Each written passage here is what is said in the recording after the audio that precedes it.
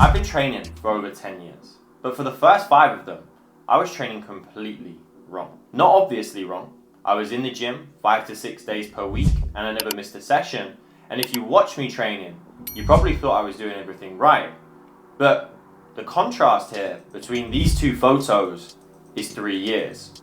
Now, you ask me, what changed? Well, it wasn't necessarily a training program. It wasn't a supplement, no. It was this, a 1.25 kg plate. And if you haven't used one of these, that genuinely might be the reason as to why you haven't built the amount of muscle that you've wanted to. Let me explain. For those first 5 years, I measured every session by how it felt. Soreness the next day meant it worked. A good pump meant it worked.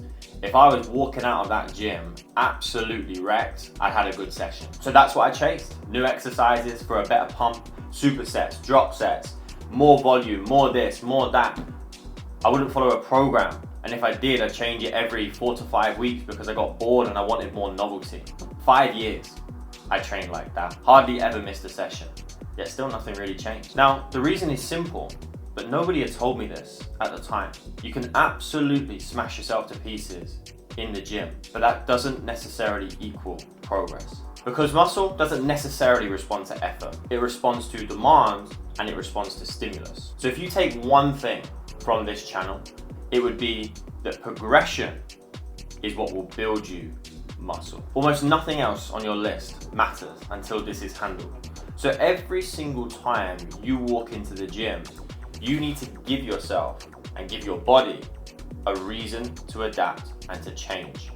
And I need you to start thinking in a progressive manner. And there are only 3 ways in which you can do that. You can either add more reps, add more weight, or improve upon your execution, tidying up your form, improving your tempo, focusing on that mind to muscle connection, getting greater range of motion. That is how you provide the body with more stimulus. The third one is the one that nobody speaks about, and it's the one that saves you when you can no longer perform any more reps or the weight stops going up. Because if you can perform 10 perfect reps on a certain weight, that's going to provide far more stimulus and far more growth than 10 shoddy reps at a different weight. And the reason that most people never learn this is because when you start, you don't have to. Across the first year or two, we have newbie gains and everything just clicks into place. Your weekly progressions are through the roof. You can do more and more weight every single week. Your dumbbells go up by 5 kilograms on a chest press. You can add an extra 10 kg to your bench or to your deadlift. And the progress week on week just feels automatic. And the problem is, you've never asked yourself why that happens. So you build a pattern in your head. You turn up to the gym, you train hard, and you get bigger. But then it slows down, and it always slows down. And then you start asking, well, why has that happened? And then you go searching for different answers. Is it the training program? Should I be taking this? Should I be doing that? And then you start scurrying for information. And when it does, you don't think, oh, I've stopped progressing. You think maybe the training program isn't working. Or maybe something with your diet. Maybe you should take a different supplement. But in truth, you start searching for an answer that was never actually the problem. You hit a ceiling and you don't recognize the mechanism. So if progression is what builds muscle, then the only sensible thing to do would be to be able to make that progression last as long as possible, right?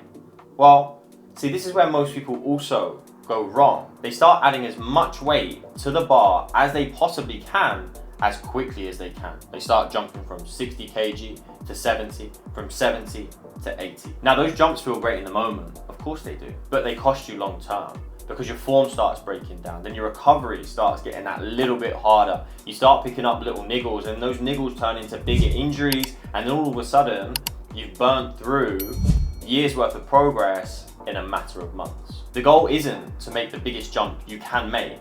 Sometimes it's just about making the smallest progression you possibly can to keep you moving forward. And that's where these come in. We start adding 2.5 kg to the bar. We progress the dumbbells by 2 kg when we can do.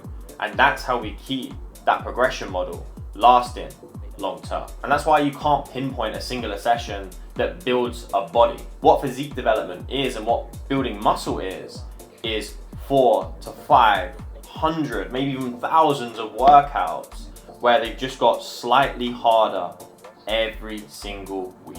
one more rep, a little bit more weight, an improvement in terms of form, providing the body with the increased amounts of stimulus, and then you repeat that over and over again. So here's what I actually do, and what I get all of the guys that I coach to actually do as well. See, each exercise will have a rep range, or at least it should do. Your compound work, anywhere between 6 to 10 reps, and then your isolation work, maybe 10 to 15 reps. Now, let's take the bench press as an example. I want you to pick a weight that you can do 6 good, clean, hard reps on, and I want you to take it to failure or 1 rep away from that. And then your following job, the next week, is just to try and get 7. Not a different exercise, not another set, not a different anything else you can come up with. I just want you to focus on getting 7 reps. And here's the part that most people find the hardest, and actually used to stop me so much, is that you need to stop at 7. Even if you could get 9, stop at 7. Because now you've got progression banked for the following week, and then the following week after that. And then when you get to 10 good, clean reps that are perfect form, taken to failure, that's when you then start to increase the weight. And that's when these come into play. You add another 2.5 kg to the bar and you repeat that process. That is the entire system. That is literally it. But you write it down. Every session, every set, every single weight, you log it all.